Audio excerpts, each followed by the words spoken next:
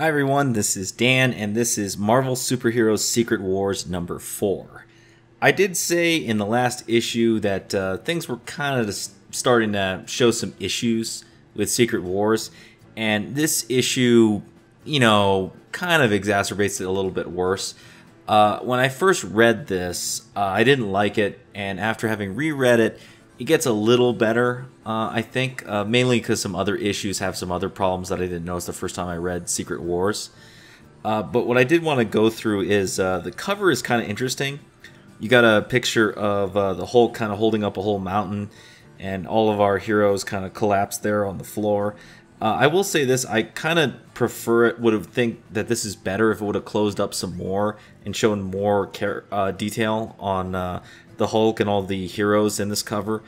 Otherwise, I mean, most of the cover is actually just rock if you take a look at it, and then the text. Not sure I think that's a good choice, but that's just me. I mean, I'm kind of playing like Monday morning quarterback from like 30 years ago or so. We jump into this issue, and the heroes have been defeated. The home base has been blown up in this great war that the Beyonder has set up here. Molecule Man has blown up the whole base. All of the villains are going around hunting for the heroes, trying to kill them all. You get more annoying text from the random ladies that Jim Shooter just kind of rammed into this storyline. And they get this brilliant idea of throwing a bunch of debris at the heroes until Molecule Man's like, oh, let me just completely jump the shark here and drop a mountain on them. And this is really where this issue is like it. So here's the deal. There's two sides of this. Number one, it is shocking, and it does accomplish structurally what you would want to do in a story. You kind of want to draw some people in the first couple pages, and dropping a mountain on the Avengers and all of our favorite Marvel heroes, that'll definitely do it. That being said, the biggest problem is more of the results of this, and I'll go over that later. The heroes kind of fight back, but they can't stop a mountain from dropping on them. And the villains kind of celebrate, and we jump back to Thor and Enchantress. They've kind of gone to a magical sub-realm, and Enchantress is trying to seduce Thor, and then Thor notices something is going wrong, and they go back, and when they go back, Thor realizes their entire base is destroyed, and Dr. Doom and his gang of villains have basically murdered all of his friends. Thor is not happy at all. Proceeds to get into a fight with all of them, and actually does pretty well for the most part. There's a great panel where one of the female characters that Jim Shooter kind of rammed into the storyline punches Thor in the gut, and then Thor just proceeds to bitch slap her across the whole plains. It's a freaking great scene. It kind of reminds me of Avengers Endgame when when Captain Marvel's giving Thanos a hard time, and Thanos just pulls the Power Stone and bitch slaps her out of the movie. It's pretty great. But Thor can't hold them all off and eventually gets overwhelmed, and a super powered up Ultron that Dr. Doom has modified basically supposedly defeats him, and we'll see that's not the case. In the meantime, Dr. Doom kind of puts down his Manarchy and kills Kang the Conqueror in front of all the villains, and pretty much tells them now I'm the boss. We jump finally to the X-Men, and this is kind of where the Secret Wars is very interesting.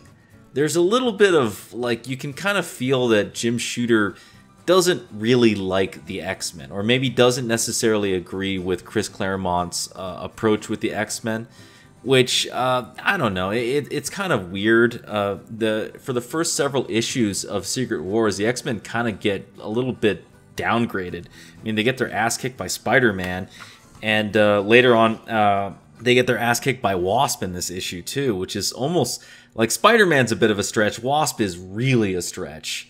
I don't know if it's a little bit petty on Jim Shooter, but, whatever. It's also weird hearing Jim Shooter's voice and sort of approach to these characters.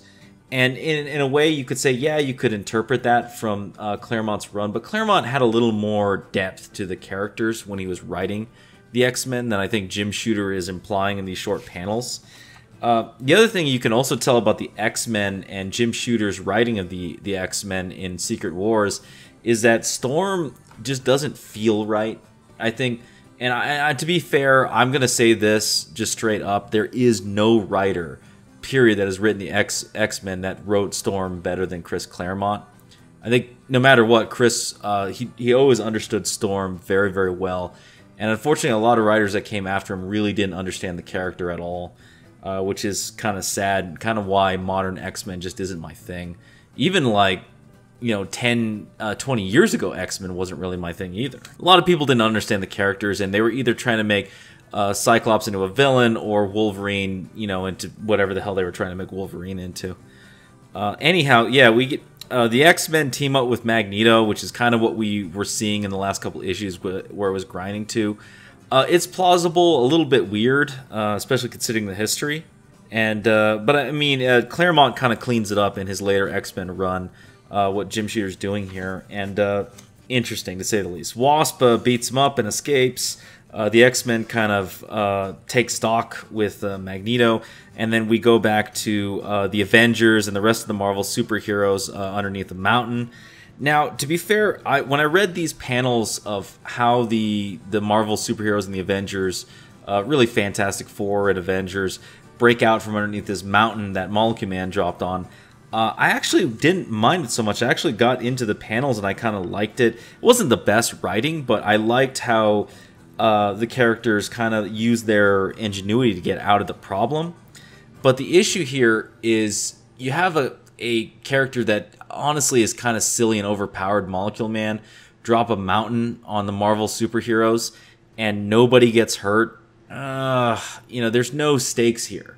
It almost seems over the top and ridiculous, and it's kind of the point where the story jumps the shark and you're not really, I wouldn't say not invested, but you're a little bit off put with what Jim Shooter is trying to do. He's trying to do a little too much here, and I think it wasn't really necessary for what Secret Wars is. You have all these characters. You don't necessarily need to go crazy, especially with you got 12 issues to do stuff, right?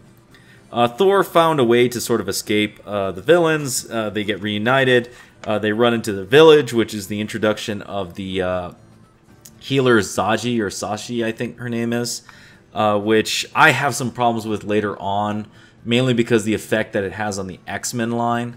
Though, again, Chris Claremont kind of fixes it in the X-Men line, so not a big deal, but it's more of, Jim Shooter trying to jam some romance into this run, probably unnecessarily. You do get some great lines with the Fantastic Four. I think Jim Shooter really likes the FF a lot, because he does write them pretty well.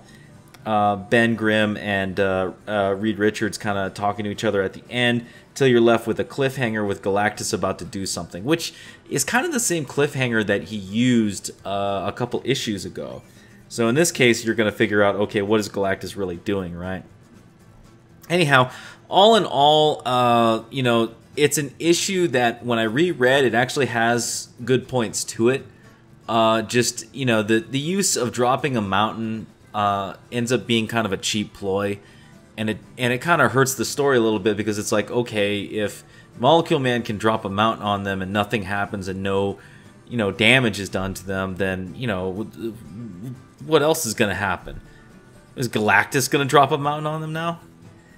Anyhow, I mean, let's get to the art here. Here's the layouts for the pencils. When I was kind of thinking about it, I've been thinking of doing this more with art. I feel like I should just do really rough layouts of what I'm trying to think of in my head, and then I take that paper off and I just tape it to my drawing table, and now I go to work on the inks, and here's the inks right here. It turns out it really helps out a lot to have some reference available. I mean, that's what Neil Adams and practically every artist, professional artist, says. But even like using your own scribbles as reference is surprisingly effective. Anyhow, this is Ultron trying to blast Thor. It's actually me changing the perspective and the view on a small panel that's in this issue.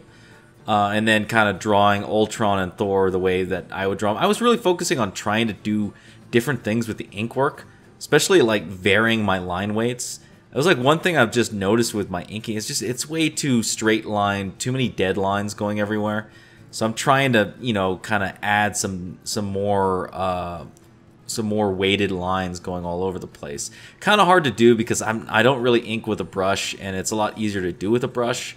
So I've been kind of like going over sections more with my pen, trying to do that kind of stuff. Anyhow, that's the video. Let me know what you think.